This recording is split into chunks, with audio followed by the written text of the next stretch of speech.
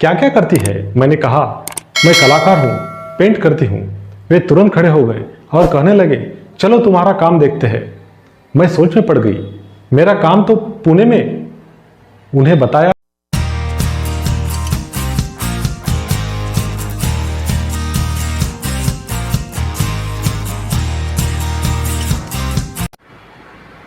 आज हम हिंदी सुलभ भारती कक्षा 8वीं पाठ क्रमांक 7 मेरे रजा साहब, इस पाठ की लेखिका है सुजाता बजाज। इस पाठ का वाचन करेंगे और प्रश्न उत्तर का अध्ययन करेंगे। तो चलिए शुरू करते हैं।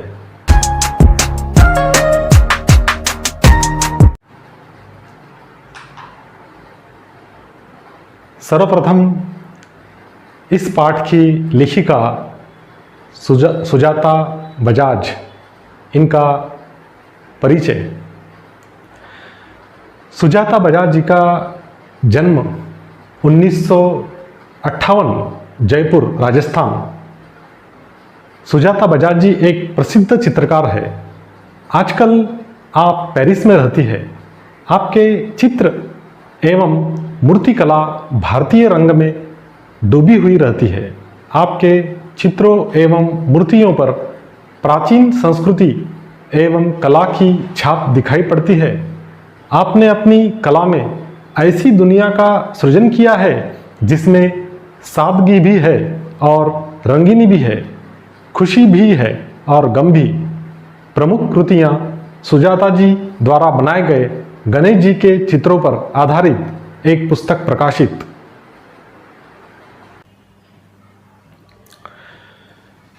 प्रस्तुत पाठ में प्रसिद्ध चित्रकार सैयद हैदर रजा के बारे में लेखिका सुजाता बजाज ने अपने संस्मरण लिखे हैं।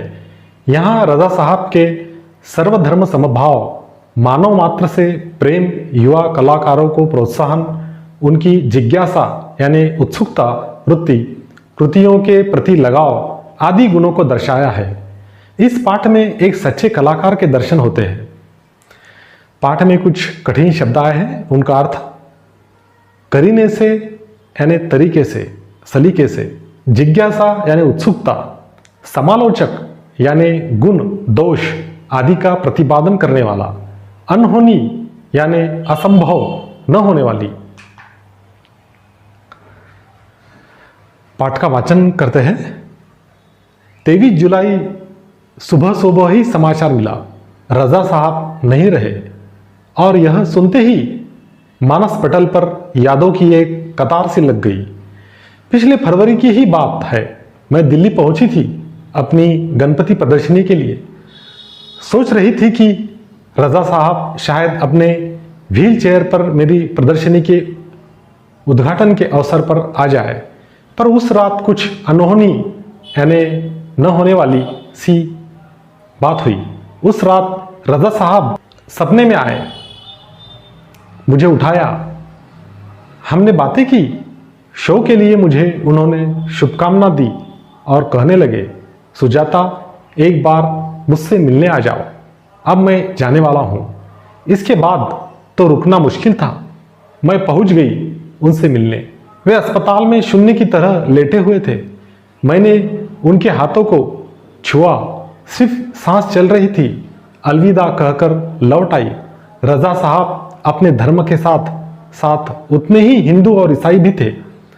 उनके स्टूडियो में गणपति की मूर्ति, क्रॉस, बाइबल, गीता, कुरान, उनकी माँ का एक फोटो, गांधी जी की आत्मकथा व भारत से लाई हुई मोगरे की कुछ सूखी मालाएं, सब एक साथ रखा रहता था। वे गणेश को भी पूजते थे और हर रविवार को सुबह चर्च भी जाते थे। एक दिन जहांगीर आर्ट गैलरी में प्रदर्शनी देखते हुए किसी ने कहा, अरे यह तो एस.एच. रजा है। मैं एकदम सावधान हो गई क्योंकि मेरी सूची में उनका भी नाम था। मैंने उनके पास जाकर कहा, रजा साहब आपसे बात करनी है। वे देखते ही रह गए। उन्होंने मुझे इंटरव्यू दिया, बहुत सारी बातें हुई। अचानक मुझसे पूछने लगे कि आप और क्या क्या करती है। मैंने कहा, मैं कलाकार हूँ, पेंट करती हूँ।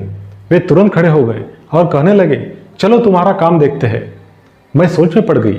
मेरा काम तो पुणे में। उन्हें बताया तो वे बोले, चलो पुणे। ताज होटल के सामने से हमने टैक्सी ली और सीधे पुणे पहुंचे। उन्होंने मेरा काम देखा और फिर कहा, आपको पेरिस आना है, आपका भविष्य बहुत उज्जवल है। तो छोटी सी छोटी बात भी उनके लिए महत्वपूर्ण हुआ करती थी। बड़ी तन्मयता और लगन के साथ करते थे सब कुछ। पेंटिंग बिकने के बाद पैकिंग में भी उनकी रुचि हुआ करती थी। कोई इस काम में मदद करना चाहता तो मना कर देते थे, किसी को हाथ नहीं लगाने देते थे।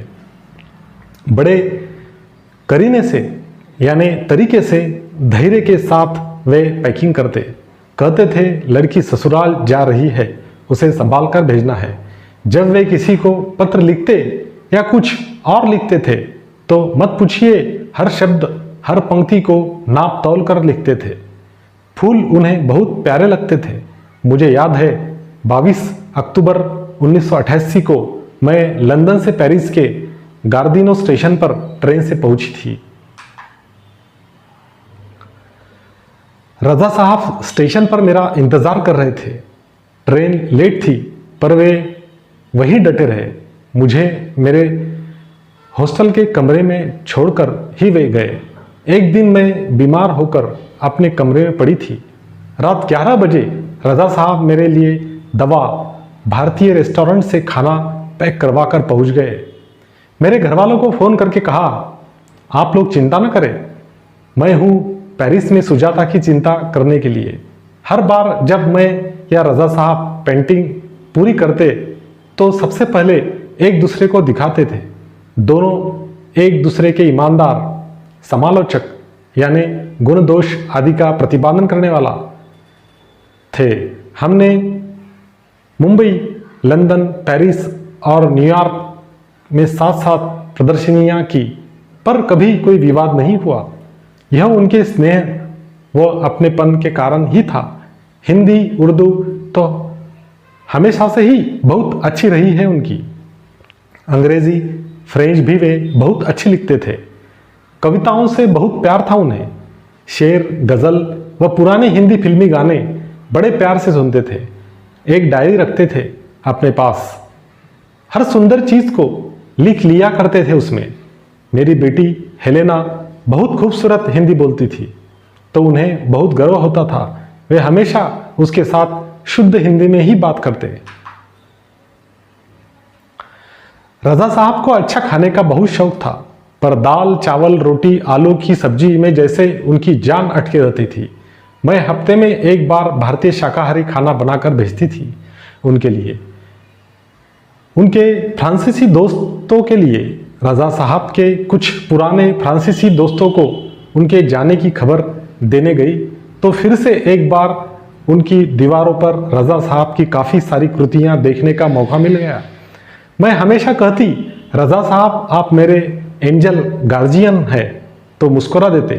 पर सन 2000 के बाद से कहते, क्यों अब हमारी भूमिका बदल गई है, तुम मेरी एंजल गार्जियन हो, अब मैं नहीं। स्वाध्याय सूचनानुसार कृतियां करो। प्रश्न 1, संजाल पूर्ण करो। रजा साहब की स्वभावगत विशेषताएं।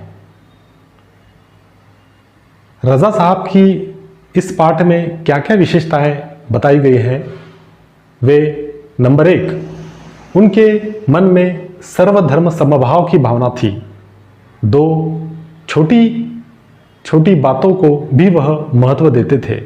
3, अपने काम को बड़ी तन्मयता के और लगन के साथ करते थे। 4, वे बहुत ही धैर्यवान थे। प्रश्न 2, कृति पूर्ण करो। दोनों ने मिलकर चित्रों की प्रदर्शनियां यहां की थी। New York, London, Paris, Mumbai. प्रश्न 3, 1, सूची तैयार करो। पाठ में आए विविध देशों के नाम। पाठ में कौन से देश के नाम आए हैं? Number 1 Bharat, number 2 Paris, number 3 London, number 4 New York. प्रश्न तीसरा, सूची तैयार करो। पाठ में उल्लिखित विविध भाषाएं, पाठ में कौन सी भाषा का उल्लेख हुआ है? Number 1 Hindi, number 2 Urdu, number 3 अंग्रेजी, 4 फ्रेंच। सूचनानुसार कृतियां करो। प्रश्न चौथा, कृति पूर्ण करो। खाने की इन चीजों में रजा साहब की जान अटकी रहती। 1 दाल, 2 चावल, 3 रोटी, 4 आलू की सब्जी। भाषा बिंदु, पाठ्यपुस्तक से 10 वाक्य चुनकर उनमें से उद्देश्य और विधेय अलग करके लिखो। सर्वप्रथम उद्देश्य यानी क्या? वाक्य के घटक। वाक्य के मुख्यतः 2 घटक या अंग होते हैं, उद्देश्य और विधेय। उद्देश्य, वाक्य में जिस व्यक्ति या वस्तु के विषय में कुछ कहा जाता है वह उद्देश्य कहलाता है। जैसे हेलेना बहुत खूबसूरत हिंदी बोलती थी।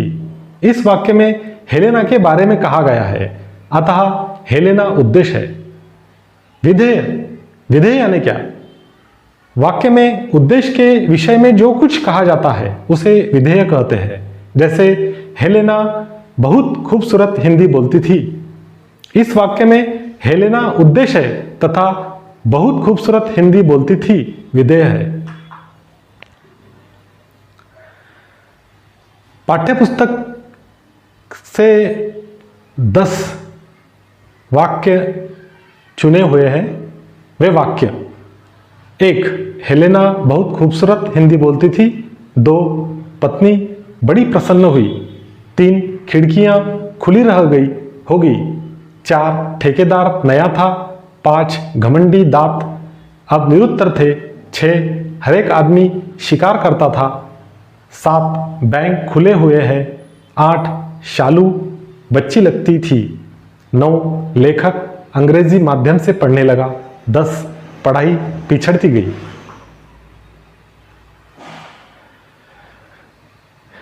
उद्देश्य और विधेय। 1 उद्देश्य हेलेना, विधेय बहुत खूबसूरत हिंदी बोलती थी। 2 पत्नी, उद्देश्य विधेय बड़ी प्रसन्न हुई। खिड़कियां, उद्देश्य खुली रह गई होगी, विधेय। 4 ठेकेदार, उद्देश्य नया था, विधेय। 5 घमंडी दांत, उद्देश्य अब निरुत्तर थे, विधेय। 6 हरेक आदमी, उद्देश्य शिकार करता था, विधेय। 7 बैंक, उद्देश्य खुले हुए हैं, विधेय। 8 शालू, उद्देश्य बच्ची लगती थी, विधेय। 9 लेखक, उद्देश्य अंग्रेजी माध्यम से पढ़ने लगा, विधेय। 10 पढ़ाई, उद्देश्य पिछड़ती गई, विधेय।